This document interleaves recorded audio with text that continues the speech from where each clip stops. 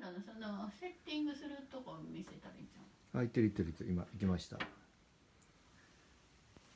何セッティングで今やってたみこれでその上に巻き置き、下で灰を止まったやつをこれで折ります。